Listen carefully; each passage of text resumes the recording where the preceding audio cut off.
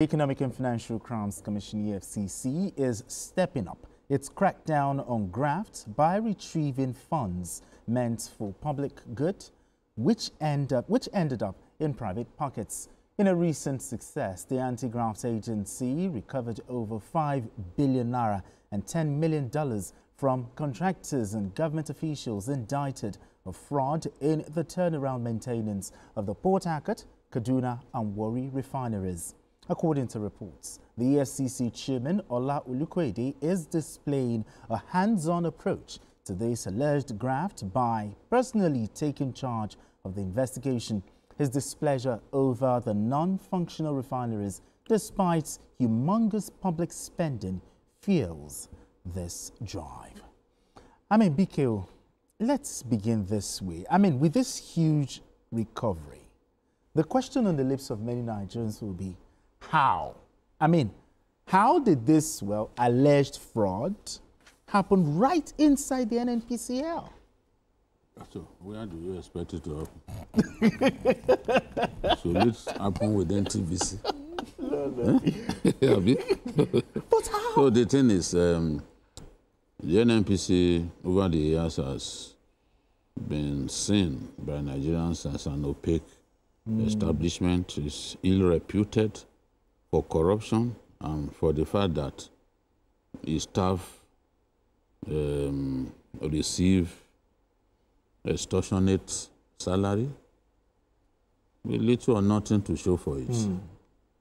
So, and naturally, with all the refineries not doing well, in spite of the fact that so much money had been spent, allocated to each of those refineries, released, not just allocated or appropriated, released. And we cannot see the results. So this EFCC chairman, I was reading someone who was abusing him on Facebook, describing him as not doing his job well, he's a failure and all that. People comment about things they know next to nothing about. Every Nigerian is a subject matter expert on various issues that they are patently ignorant about. The way Olukoede is going, I swear to God, he will be the greatest EFCC chairman in Nigerian history. It will be the best of them all that we've had. And the signs are there. Because if you are talking about convictions, he has already surpassed records set by his predecessor. Convictions. More than 4,000 convictions in 1 year. 4,000? Yeah. Yeah. What are we talking about? That's a track record. And then we are talking about recovery. He has also outperformed those before him in asset recovery. Last year alone. 2024. 364.5 billion naira recovered. $214.5 million recovered. 54.3 thousand pounds recovered. 7.8 million CFA recovered. Conviction figure 4,111. And you go to social media where you can abuse people that you are not good enough to lace their shoes. You go and say it's the worst, it's this and that. What is his crime? His crime is that he agreed to serve his nation. You know, before now, we didn't hear of EFCC even arresting its own men.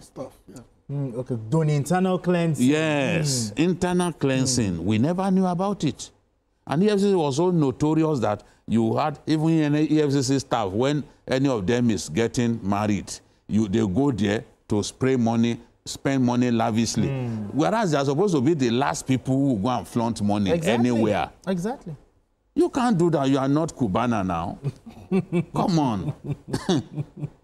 you know, the Cubana that used to throw money. That was what some of them were doing, EFCC. And they will come with flashy cars. They dare not try it now. They dare not. Because somebody came and said this nonsense has to stop. And he did not just say it. Remember when he said that prosecutors within the EFCC were sabotaging. Exactly. And I told him, I said, get the president's approval to sanitize that body from within. Once you're able to do that, everybody singing from the same hymnal as you, we will begin to see the kind of results. How come we didn't try to investigate these guys until now?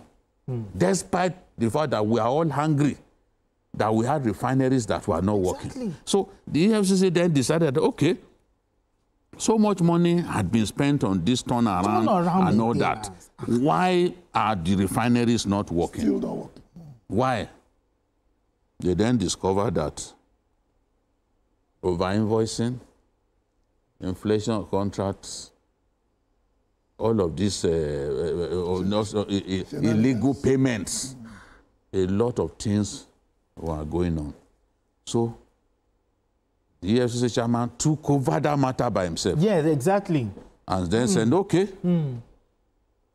past chairmen and past MDs of EFCC, I'm arresting you. He arrested them. NNPCL. Yeah, of NNPC. Yes, past MDs of EFCC. He arrested them. He then went after contractors. From the grilling of contractors, they knew that some of those MDs were not as clean. Were not as clean as the whistle, as they like to say. They're actually as clean as a sewage pit. So he then decided, okay, let's go further. Now they've recovered $10 million, $5 billion, and they're about to recover $13 million again, and another $10 million. They've gone very far. So this latest recovery, the one that I said before, almost recovered, that money will soon hit the coffers of the government, of the country, because already they've gone very far. They have a prima facie case. And then inflation of contracts. Yes. They've discovered inflation of contracts to the tune of $40 million. We live in a country where people cannot feed. Yes. Yet some people believe that it is their destiny to simply steal from the rest of us and put the country in perpetual danger. So this is what we are seeing. Three MDs of NNPC will soon be put on trial. They should. Because they've gone far with the investigation on them. Contractors, too, were arrested. Some of them could eventually be used as prosecution witness, as these anti-corruption agencies do from time to time. Testify against. Yes, some will be put on trial. And all they're after is punish corruption, recover loot.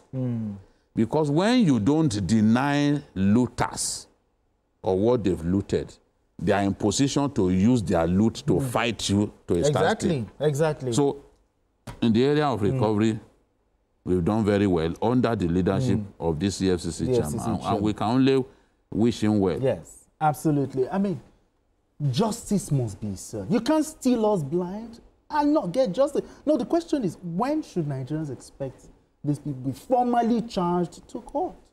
We need justice. It's an ongoing process. Don't forget, when you look at the number of convictions, they were not gotten in a day. You understand? You can't get 4,000 convictions in one day. So if you're asking for when, I think it's more important to ask as of what will be the consequences of such convictions going forward. I think what the current chairman of EFCC is doing is basically removing himself from the picture. And then serving as the ultimate policeman, which ensures that Once you don't present yourself as a friend to the elite can no longer use you as a punching bag whenever they run into trouble. Only one thing remains, I don't know whether it's part of the EFCC Act. If it is not, I wish they could put it. It also makes their jobs easier. It's what they have in the UK, what they call the Unexplained Wealth Act. I don't know whether it's part of the EFCC mandate, but if it is not, it's time we start. Because while they are doing a lot of things, the corruption has gotten so deep that if this is going to be what the Yorubas will call a shalanga, this will have been by now become a pitless bottom that they will get. So if they can incorporate that, or if they have it already, start using it more. Keep asking Nigerians how they get the monies they are using. You see somebody on a salary of 250,000 living a life of somebody having 2.5 million. Exactly. Something must give. Because we cannot throw away corruption if there are no consequences for those who have done it in the past. That to me is the danger. He's doing a fantastic job, but he still needs to do more. I mean, what safeguards or reform, BK, will you propose, perhaps should be put in place, to prevent future looting in the NNPCL under its new leadership? Our focus should be on those refineries. The refineries. Yes, because the MDs that we are talking about, MDs of Kaduna, Port Harcourt, Warri. There are actually 2 refineries in Port Harcourt. In terms of recruitment, we must get it right. We must put the right people. The right people. If we don't do that, these kind of things will not stop. And then, let's make our institutions strong. The way it is now, no matter what party you belong to,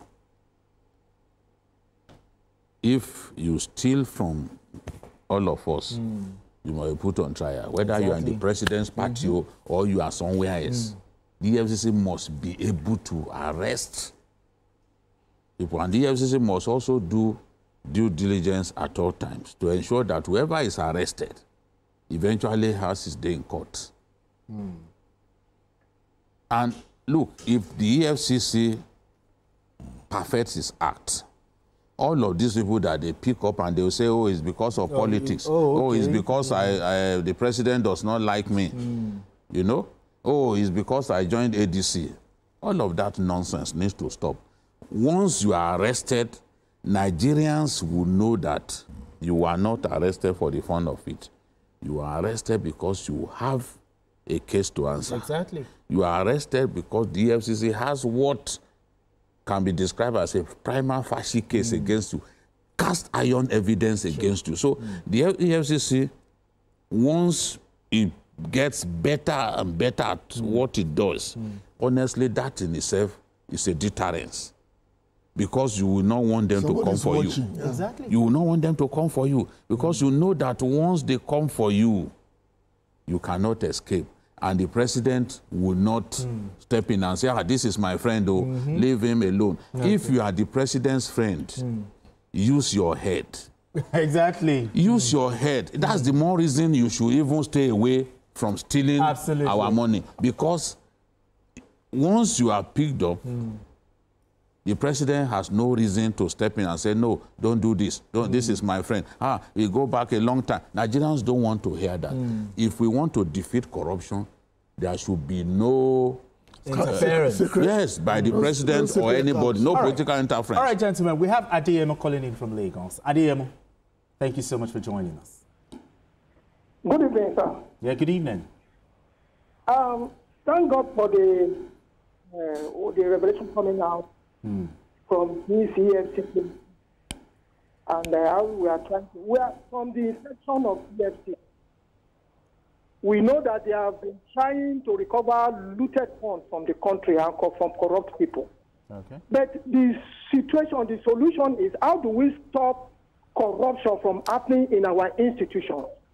Because we will keep on having this recycled situation of people want to enrich themselves and want to amass wealth. If we don't have a mechanism in place to stop corruption, which is such a rocket science, and it's a possibility, Until we get to a stage that it will be impossible for somebody to, all right, thank you. To move any government looted fund.